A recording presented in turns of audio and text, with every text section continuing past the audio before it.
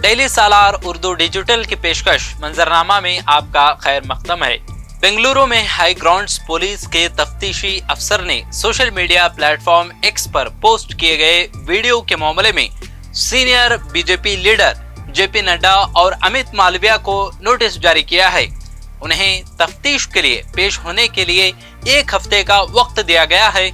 Social media पर एक video post करने पर उनके खिलाफ एफआईआर दर्ज की गई थी, जिसमें मुबैना तौर पर कांग्रेस को रिजर्वेशन की सियासत में मुसलमानों की हिमायत करते हुए दिखाया गया था। बेंगलुरु मेट्रो में मैजेस्टिक के साथ 16 इंटरचेंज स्टेशंस होंगे।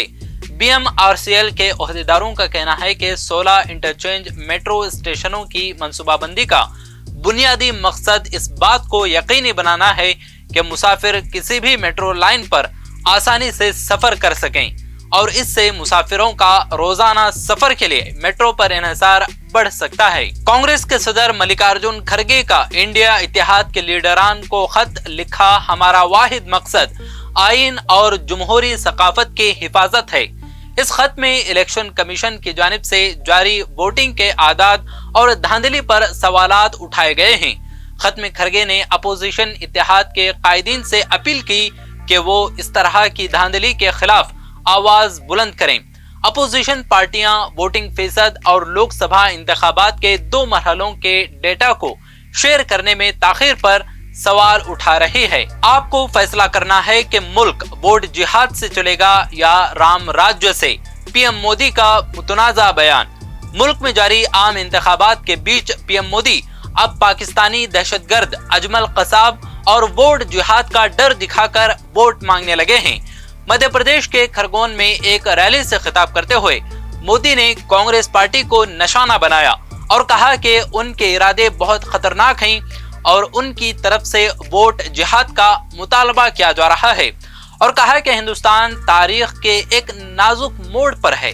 अपने सियासी मुखालिफिन को निशाना बनाते हुए मोदी ने कहा कि जैसे ही उन्होंने अपोजिशन के एजेंडे को बेनकाब किया, अपोजिशन ने उनके खिलाफ अपनी पूरी गाली की डिक्शनरी खाली कर दी है।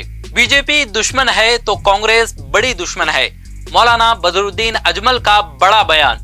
All India United democratic front के बानी और धोबरी से उम्मीदवार मौलाना बदरुद्दीन अजमल से जब पूछा गया कि आसाम के रहनुमा अखिल गोगोई ने उनके बारे में बहुत बुरा कहा और आपको मुसलमानों का गद्दार भी कहा है, आप इसे कैसे देखते हैं? इस पर उन्होंने कहा कि अफसोस की बात है, मैं इस मामले का इंसाफ सिर्फ मुसलमानों पर छोड़ता हूँ। बीजेपी पर मजहब के नाम पर हमला करने का इल्जाम लगाते हुए बदरुद्दीन अजमल ने कहा कि वो और कांग्रेस ऐसा इसलिए करते हैं कि अगर मैं कुल हिंद सतह पर निकलूं तो उनको बहुत नुकसान पहुंच सकता है, इसलिए वो मुझे घेरने की कोशिश करते हैं। कन्हैया कुमार के पास ना घर ना गाड़ी मगर 7 मुकदमात हैं पेंडिंग। जेएनयू के तलबा यूनियन के साबिक सदर कन्हैया कुमार ने दिल्ली के नॉर्थ ईस्ट लोकसभा सीट से अपना पर्चे नामजदगी दाखिल किया। कांग्रेस ने उन्हें अपना उम्मीदवार बनाया है। उनका मुकाबला 2 बार बीजेपी के रुकने पार्लियामेंट और भोजपुरी अदाकार मनोज तिवारी से है। कन्हैया कुमार ने तकरीबन 11 लाख रुपए के एसेट्स की तफसीलात बताई हैं। कन्हैया कुमार जो दिल्ली से पार्लियामेंट के लिए इलेक्शन लड़ रहे हैं, ना तो दिल्ली के वोटर हैं और ना ही उनका दिल्ली में कोई घर है। कन्हैया बिहार के बेगूसराय पार्लिमानी हलके के वोटर हैं। इलेक्शन कमीशन ने मॉडल कोड ऑफ कंडक्ट को मोदी कोड ऑफ कंडक्ट में तब्दील कर दिया है। ममता बनर्जी का बयान। वेस्ट बंगाल की वजीर आला ममता बनर्जी ने कहा कि इंतखाबी मुहिम के दौरान नफरत अंगेज तकारीर करने वाले बीजेपी लीडरों के मामले में इलेक्शन कमीशन ने आंखें बंद कर ली हैं। उन्होंने कहा कि इलेक्शन कमीशन ने मॉडल कोड ऑफ कंडक्ट को मोदी कोड ऑफ कंडक्ट में तब्दील कर दिया है। साथ ही ये भी दावा किया कि वजीर आजम नरेंद्र मोदी और दीगर सीनियर बीजेपी लीडर्स सिर्फ खुद को हिंदू समझते हैं और वो दूसरी बिरादरियों के बारे में नहीं सोचते। अप्रैल माह में बेरोजगारी बढ़कर 8.1% हुई। 47 लाख लोग मुलाजमत से हुए महरूम। CMIE की रिपोर्ट। लोकसभा इंतखाबात की सरगर्मियों के दरमियान मोदी हुकूमत के लिए बुरी खबर सामने आ रही है। Centre for monitoring Indian economy की एक रिपोर्ट में बताया गया है कि गुज़िश्ता महीने यानी अप्रैल 2024 में तकरीबन 47 लाख लोग अपनी मुलाजमत से हाथ धोना पड़ा है। साथ ही ये भी बताया गया है कि हिंदुस्तान में 15 साल और उससे ज्यादा उम्र के लोगों के दरमियान बेरोजगारी का परसेंट अप्रैल 2024 में बढ़कर 8.1% पर पहुंच गया है। ये मार्च में 7.4% रहा था। यूपी के कई इलाकों में धांधली, अक़लियतों को वोटिंग से रोकने की शिकायतें।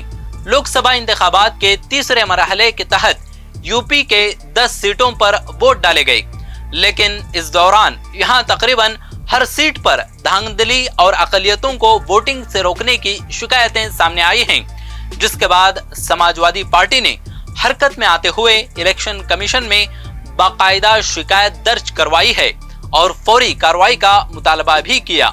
जबकि बदायूं में समाजवादी पार्टी के उम्मीदवार आदित्य यादव ने मकामी इंतजामिया पर मुस्लिम समाज को वोट देने से रोकने का संगीन इल्जाम आयद करते हुए पोलिंग स्टेशन के बाहर धरना दिया। एयर इंडिया एक्सप्रेस की 70 से ज्यादा फ्लाइट्स कैंसिल, क्रू के अरकान बड़ी तादाद में छुट्टी पर। मालूमात के मुताबिक एयरलाइन के अमले के सीनियर अरकान बड़े पैमाने पर बीमारी की छुट्टी पर चले गए हैं, जिसकी वजह से ये फ्लाइट्स कैंसिल की गई हैं। सिविल एविएशन हुकाम इस मामले पर नजर रखे हुए हैं। क्रू के बहुत से लोग टाटा ग्रुप की मिल्कियत वाली एयरलाइन पर बदइंतजामी का इल्जाम लगा रहे हैं और एहतजाजन अचानक बीमारी की छुट्टी पर जा रहे हैं। मुंबई के सोमिया स्कूल इंतजामिया ने अपनी प्रिंसिपल परवीन शेख को इस्तीफा देने को कहा। हिंदुत्व की एक वेबसाइट वोप इंडिया ने उन पर गलत मालूमात और नफरत अंगेज मवाद फैलाने का इल्जाम लगाया है। स्कूल मैनेजमेंट का कहना है कि परवीन शेख की पर्सनल सोशल मीडिया एक्टिविटीज उनके मुताबिक सही नहीं है। वोप इंडिया ने परवीन शेख पर इल्जाम लगाया कि वो हमास के हमदर्द, हिंदू मुखालिफ और इस्लाम पसंद उमर खालिद की हामी हैं और उन्होंने एक्स पर परवीन शेख के खिलाफ नफरत फैलाने की मुहिम छेड़ दी थी। सुप्रीम कोर्ट ने कलकत्ता हाई कोर्ट का यह फैसला, जिसमें एक साथ 25,753 असातिज़ा और गैर तदरीसी स्टाफ के अपॉइंटमेंट को कैंसिल कर दिया गया था, उस पर रोक लगा दी है। चीफ जस्टिस डीवाई चंद्रचूड़ और जस्टिस जीबी पार्डीवाला और मनोज मिश्रा पर मुश्तमिल बेंच ने लेकिन सीबीआई को अपनी तहकीकात जारी रखने और रियासती काबिना के अरकान से भी तहकीकात करने की इजाजत दे दी है।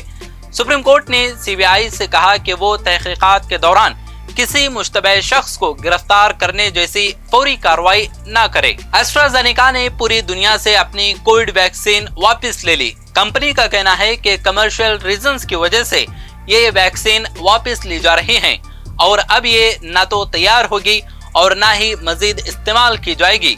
पिछले दिनों इस कंपनी ने एक बरतानवी अदालत में इस वैक्सीन के साइड इफेक्ट्स का एतराफ किया था।